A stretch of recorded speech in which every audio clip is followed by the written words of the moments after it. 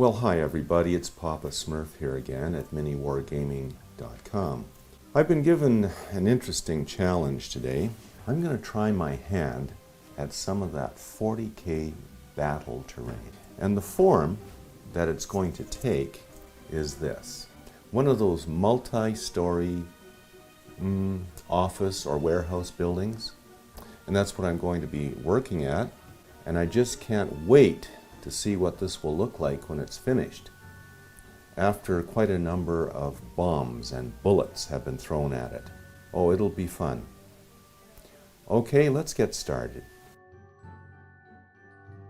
It's important to make this building tried and true before we do any battle damage to it.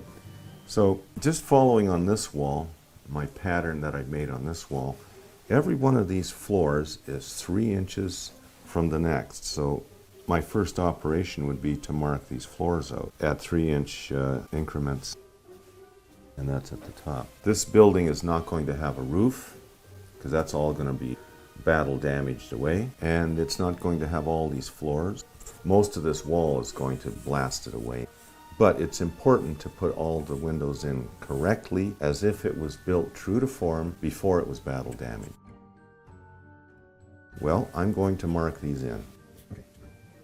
I'm going to make a copy. It's 1/2 inch, 2-inch windows, 1-inch spacer, 2-inch window, and then 1/2 inch peak. Mark the top part of the wall the same, even though most of this wall is going to be blasted away.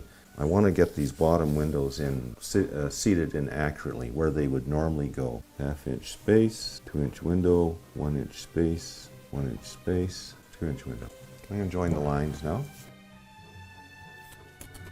Now if this was the bottom floor right here, and this is the top of our wall, each one of these windows must have 3/4 inch space. That's MiniWarGaming standards.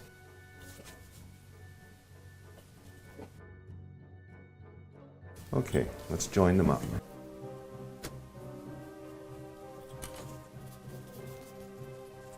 Besides the 3/4 inch from here up to here, I also have drawn a line 1/2 inch down from here. This will be approximately where the floors go in here. To follow the MiniWarGaming standard, you have to be able to put one of these little space marines. He has to fit in there, and he has to have a little bit of cover behind that. He has to be able to fire from the window. So I think I've met that. At this point, I have to determine how much of this is going to be gone due to battle damage, and then cut out the windows. Every 3 inches we have a floor, just like in the other wall, and this side wall is pretty much identical to this. We just have to draw in these lines exactly like this. 2-inch windows, inch spacers in between, and 1/2 inch on the end. Just identical. 3/4 and 1/2 inch up here. Now, connect them across the windows.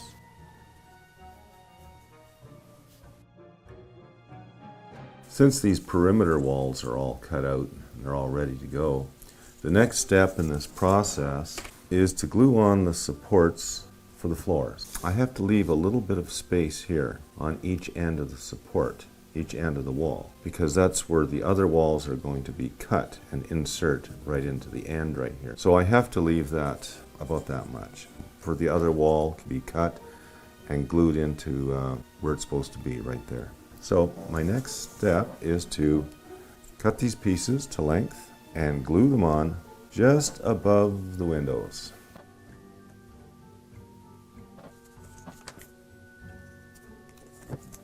All that length. Well, 1, 2, 3, 3 of them. 3 of them will do. Exactly that length. For these two walls to join right in perfectly without showing any seam on the outside, like that, I have to make a cut right along there and take out all the styrofoam and just leave the paper on the outside. And it's the paper that actually glues on the end of this foam board wall. And then you don't see any joint at all. It's kind of neat the way that works. Okay, but Be very careful with the knife. Press very lightly. You press too hard, you've ruined the whole wall. Okay, good. Now, cut this foam right out of here, just like this. You need the skill of a brain surgeon to do this.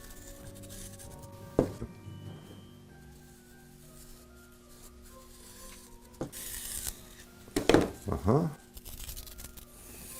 Oh! Excellent. Wow. Very good. Very good. Clean them up just a bit. Very good. Just like that, it glues right together, and no seam here. The paper covers the whole thing. It's just great. You notice how I painted the edges here with a couple of coats of gray paint? And up here as well. The reason I do this is because when I'm gluing these sections together, I like two kinds of glue. The white for superior bonding strength, and the super glue for very fast bonding. And as we know, super glue will eat that styrofoam. However, if there's a couple of coats of paint on it, it won't. Well, it's time to try my hand at some gluing here. Let's see if we can do this in one shot. We've got that super glue in there and a little bit of carpenter's glue. Let's go for it. Right on where it's supposed to be. Haha, I love that super glue.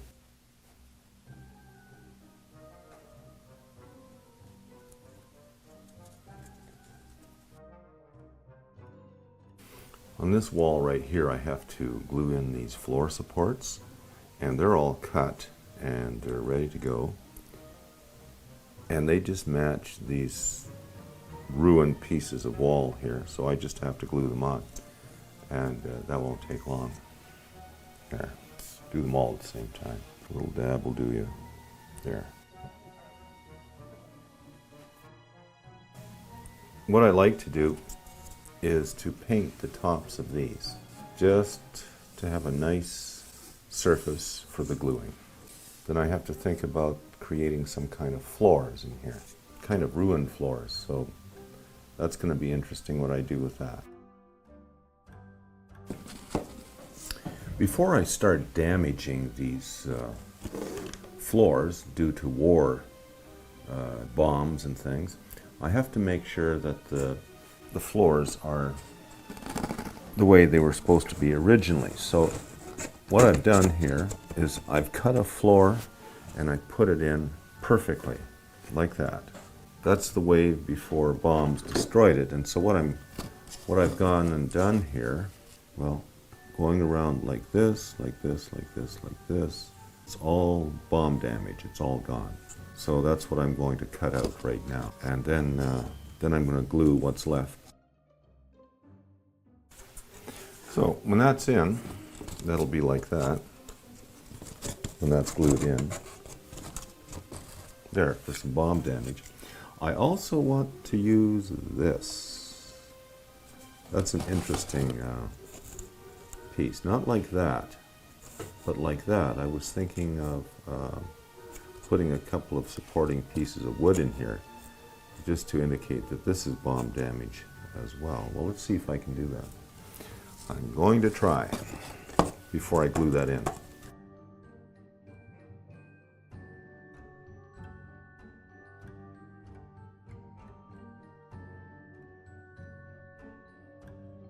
He's done. So there's bomb damage on that floor. And in the base that I'm going to construct around here, I'm going to have a pile of collapsed concrete. That's my plan. Well, I've done a lot of painting. The inside parts I won't be able to reach after I get this other floor on here. That underneath, I'm going to paint that, but I'm in no hurry to do that. And now I think it's time to measure and cut this floor here and glue it on. So that's what I think I'll do right now. Well, I have the same method. I cut the sheet exact to fit in right here on top of the floor supports in here. I want to make sure that this fits exactly the way it should. So that's the most important thing. Now I'm going to trim all this bomb damage and get it out of here. I'm going to start cutting that out.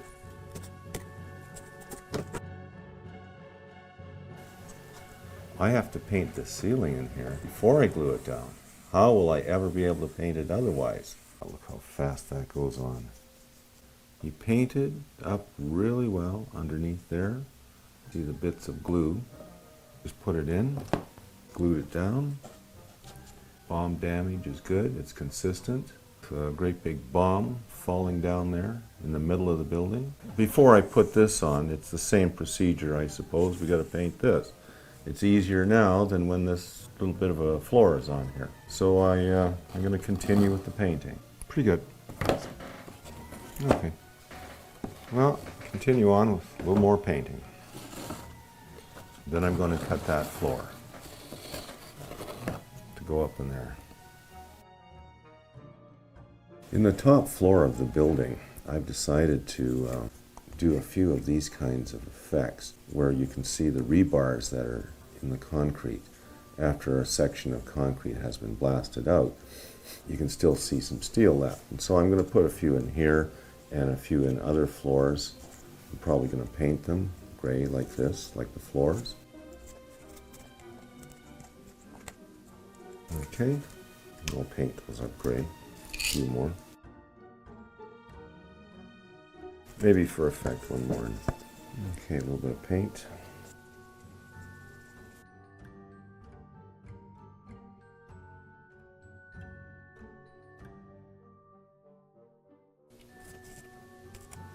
Paint them up a bit. There, I like that effect, that ruined rebar sticking out of concrete. Well, I think that other thing is dry. Now, I'm going to place it in here just like this.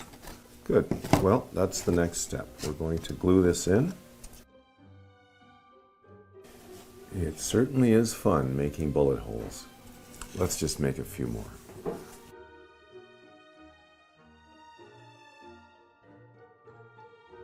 Oh, a few, and we'll put a couple in this side, and that's it. I don't need any more. I think we get the picture that a few bullets were fired.